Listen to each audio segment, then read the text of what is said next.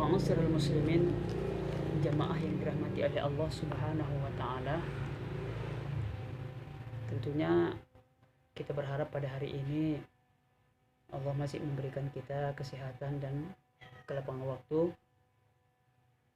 sehingga kita dapat berkumpul di rumah yang bertuah ini dalam kajian kita, yaitu tentang, kembali saya sampaikan, tanda-tanda pengidap HIV/AIDS. Seperti yang saya sampaikan kemarin, bahwasanya penyakit HIV/AIDS ini adalah merupakan penyakit yang sangat berbahaya sekali bagi kita semua. Bahkan penyakit ini dapat merusak tatanan dalam kehidupan bermasyarakat, ya, baik itu di keluarga kita sendiri, bahkan di lingkungan di sekitar kita. Intinya, bahwasanya penyakit HIV/AIDS ini sampai saat ini belum bisa disembuhkan. Hanya bisa mengontrol virusnya agar tidak berkembang biak dalam tubuh kita. Sekali lagi saya ingatkan kepada kita semua bahwasanya HIV ini adalah merupakan suatu virus, ya Bu ya, suatu virus yang masuk ke dalam tubuh kita, yang menggerogoti tubuh kita, yang mana nanti tubuh kita ini nanti akan mengalami yang namanya kekurangan kekebalan tubuh dalam tubuh kita, sehingga banyak nanti penyakit-penyakit yang datang akan ke tubuh kita. Kenapa? Karena kekebalan tubuh kita itu semakin menurun. Seperti yang saya sampaikan kemarin, apabila seandainya kita punya rumah, kita nggak punya pintu, kemudian kita nggak punya pagar, maka orang akan banyak masuk ke rumah kita, tamu yang tak diundang bahasanya. Jadi begitulah penyakit tersebut. Jadi ketika tubuh kita tidak memiliki kekebalan tubuh di dalam tubuh kita, maka penyakit-penyakit yang lain akan datang kepada kita. Apalagi ini namanya penyakit HIV, yaitu sebuah virus yang sangat mematikan, yang mana akibat dari HIV ini terus berkembang biak di dalam tubuh kita, maka penyakit AIDS akan datang dengan sendirinya. Kemudian daripada itu, apa sih sebenarnya tanda-tanda daripada pengidap HIV/AIDS ini? Ya, tanda-tandanya adalah seperti biasa. Gejala awalnya itu yaitu demam, sakit kepala, kelelahan, kemudian sakit otot, maksudnya badannya sakit-sakitan. Kemudian ada lagi kehilangan berat badan, istilahnya yang biasanya diogomo dan segala macam tiba-tiba kurus sekali. Kemudian yang terakhir adalah pembengkakan kelenjar di tenggorokan, kemudian di ketiak atau di pangkal paha. Intinya seperti itu. Itu masih gejala awal tahap terjangkitnya infeksi HIV, belum sampai kepada AIDS.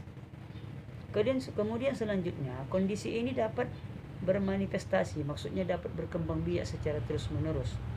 Ya.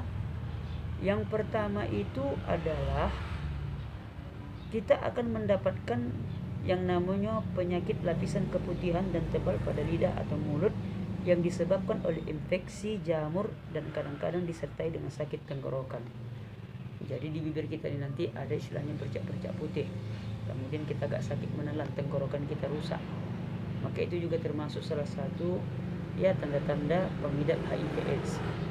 Kemudian selanjutnya ada infeksi jamur pada vagina yang parah atau berlubang.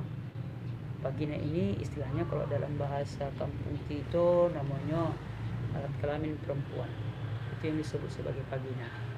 Ya Bu ya. Nah, jangan pada salah sangka Bu. Nah, ini hanya saya sampaikan ini kepada kita semua dengan kebenarannya.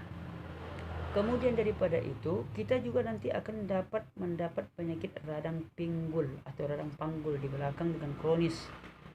Kemudian selanjutnya ada infeksi darah dan sering mengalami kelelahan ekstrim yang tidak dapat dijelaskan. Penyebabnya yang mungkin muncul bersamaan dengan sakit kepala, kemudian pusing, ya. Kemudian turutnya berat badan lebih dari 5 kilo yang tidak disebabkan karena peningkatan latihan fisik atau diet.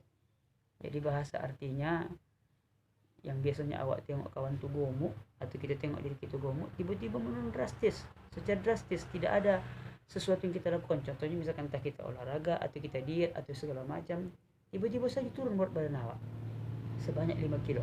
Maka ini juga termasuk terhadap tanda-tanda atau gejala-gejala pengidap HIV. Kemudian selanjutnya ada memar lebih mudah dari biasanya. Jadi memar ini seperti kayak macam di tubuh kita ada memar gitu kan. Nah, contohnya begitulah. Kemudian periode diare kita lebih sering. Maksudnya periode itu adalah seringnya kita melakukan diare. Diare itu maksudnya adalah penyakit sakit perut kalau bahasa kampung kita. Sakit perut, kemudian lagi ditandai dengan sering demam atau berkeringat di malam hari.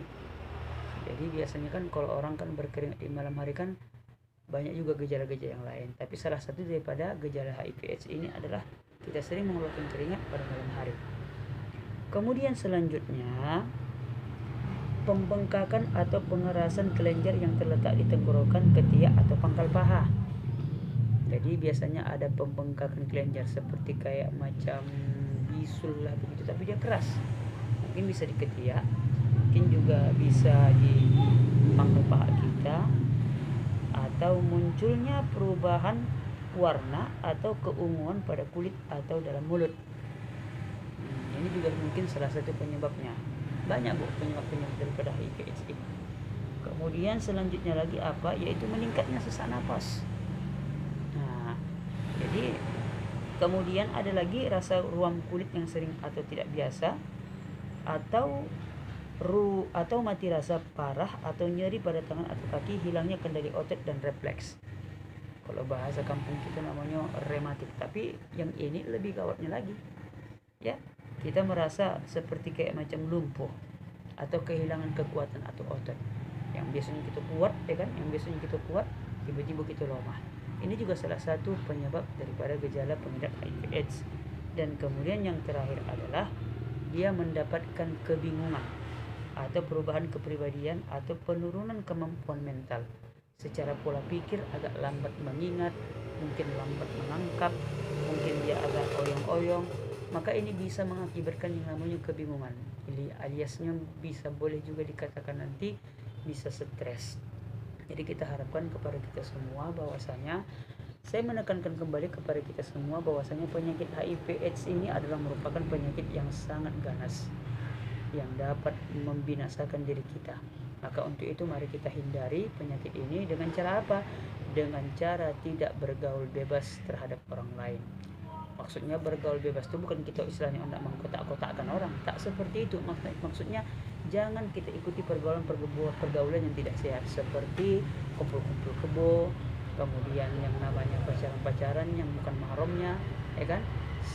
Ketimbang kita pacaran lebih bagus kita menikah. Sudah jelas kalau kita sudah punya istri atau sudah punya suami, maka Allah menghalalkan bagi kita untuk melakukan hubungan suami istri.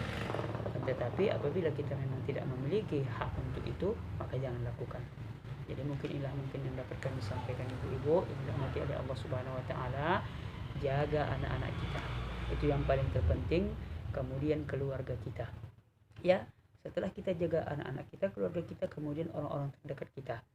Ya, kita ingatkan mereka bahwasanya penyakit ini sangat menular dan ini bisa membahayakan bagi kehidupan kita. Jadi mungkin dapat kami sampaikan, ya. Apabila ada kata dan tingkah laku saya yang kurang berkenan di hati, ya, para jamaah majelis taklim yang dirahmati Allah, mohonlah kiranya saya dapat diberikan kemaafan. Wallahu muwaffiq ila aqwamit thoriq. Assalamualaikum warahmatullahi taala wabarakatuh.